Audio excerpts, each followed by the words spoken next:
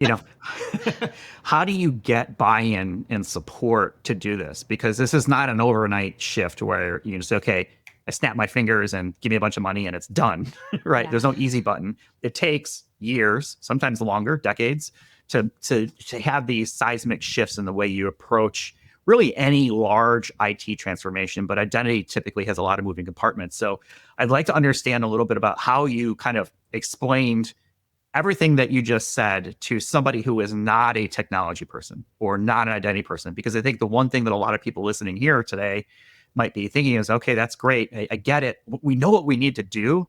How do I communicate that to the rest of my organization? Yeah. And that is going to be probably somewhat unique, depending on your org.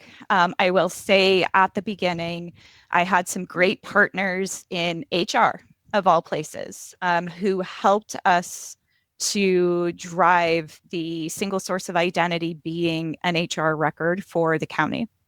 And then from there, we were able to explain why that was critical to have a single source of identity. I think on that one, the business could feel that pain, so that was an easier one to explain. Like, hey, instead of writing down all of your passwords and sticking them under your keyboard for the 50 accounts that you have, we're going to give you one, and this is how we're going to do it. As the program is progressing, of course, the cyberspace has rapidly changed over the last 5 to 10 years.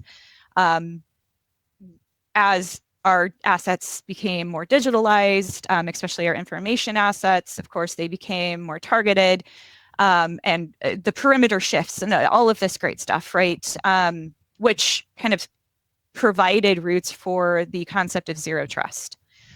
And zero trust became kind of a buzzword, right? So, of course, a core pillar of zero trust is identity. So I did grab onto those coattails.